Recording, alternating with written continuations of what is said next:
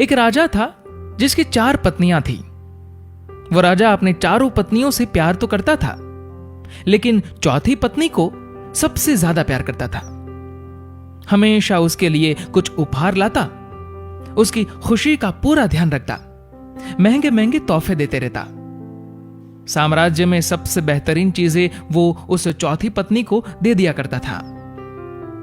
उसी राजा की तीसरी पत्नी बहुत खूबसूरत थी, इसलिए वो उसका इस्तेमाल करके पड़ोस के राज्यों में दिखावा करता।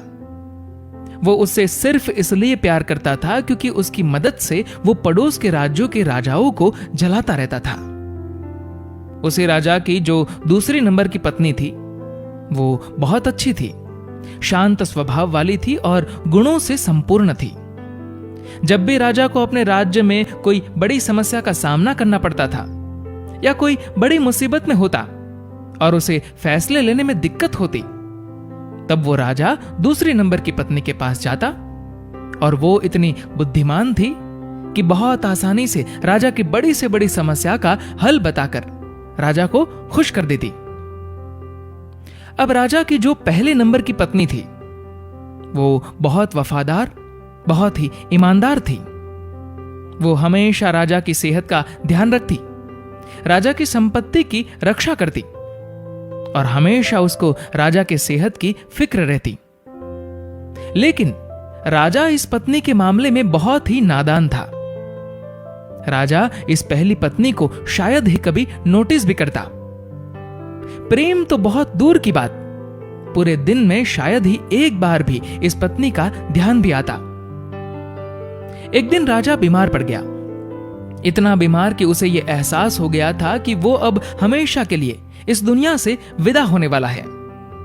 उसे भनक लग गई थी कि किसी भी वक्त उसकी मृत्यु हो सकती है। उसके मन में यह ख्याल आया कि अभी जीवित अवस्था में तो उसके पास 4 पत्नियां हैं, लेकिन मरने के बाद तो एकदम अकेला हो जाएगा। उसने अपने चौथे नंबर की पत्नी को बुलाया और पूछा कि मैंने तुम्हें सबसे ज्यादा प्यार दिया, अब मैं मरने वाला हूं, तो क्या तुम मेरे साथ आ सकती हो और मृत्यु के बाद भी मेरे साथ रह सकती हो?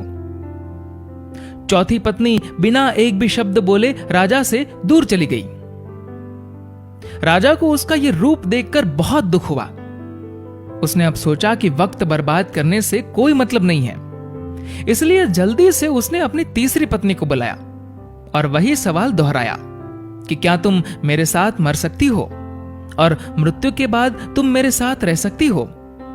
तीसरी पत्नी ने भी सीधा मना कर दिया, ये कहकर कि जिंदगी बहुत अच्छी है और तुम्हारे मरने के बाद मैं किसी और से शादी कर लूंगी।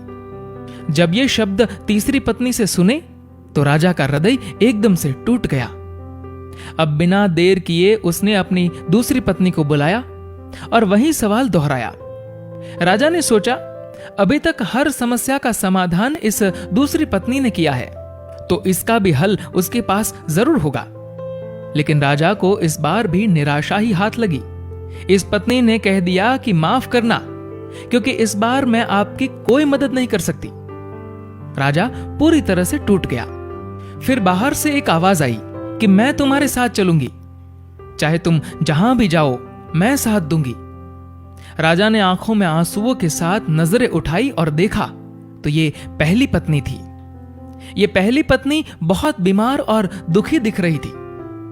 राजा ने कहा, शायद मुझे तुम्हारी देखभाल ठीक से करनी चाहिए थी, मैंने तुम्हारा ध्यान नहीं रखा। जिंदगी का सच यही है, हम सबकी भी 4 पत्नियां हैं। चौथी पत्नी है हमारा शरीर। पूरी जिंदगी सजाकर रखते हैं, लेकिन मृत्यु पर यह हमें छोड़ देता है। तीसरी पत्नी है हमारी संपत्ति और हमारा पद। जब हम मरेंगे तो यह सब किसी और के पास चला जाएगा। दूसरी पत्नी है हमारा परिवार, हमारे दोस्त, हमारे रिश्तेदार। चाहे वो हमसे कितना भी प्यार क्यों ना करते हो, लेकिन मृत्यु पर वो सिर्फ श्मशान तक साथ देंगे। और अंत में हमारी पहली पत्नी है हमारी आत्मा। शरीर, संपत्ति, सुख सुविधा में हमेशा हम हमारी आत्मा को भूल जाते हैं, लेकिन जीवन का कड़वा सच यही है कि सिर्फ और सिर्फ हमारी आत्मा ही हमारे साथ रहेगी। हमने कभी भी आत्मा के कल्याण की चिंता की ही नहीं, जबकि दूसरी चीजों के साथ हमें सबसे ज्यादा हमारी आत्मा की फिक्र करनी चाहिए। अभी वक्त है, अपने आत्मा के लिए समय निकालिए और आत्मा के कल्याण का प्रयास कीजिए, क्योंकि सिर्फ यही आत्मा है जो हमेशा हमारे साथ रहेगी। दोस्तों, इस कहानी को लेकर आपकी क्या राय है, नीचे कमेंट करके जरूर बताएगा। और अगर आपको ये वीडियो अच्छा लगा हो तो इस वीडियो को लाइक करेगा और शेयर करेगा। और ऐसे ही इंस्पिरेशनल स्टोरीज के लिए फॉलो करें हमारे फेसबुक पेज को और सब्सक्राइब करें हमारे यूट्यूब चैनल को। धन्यवाद।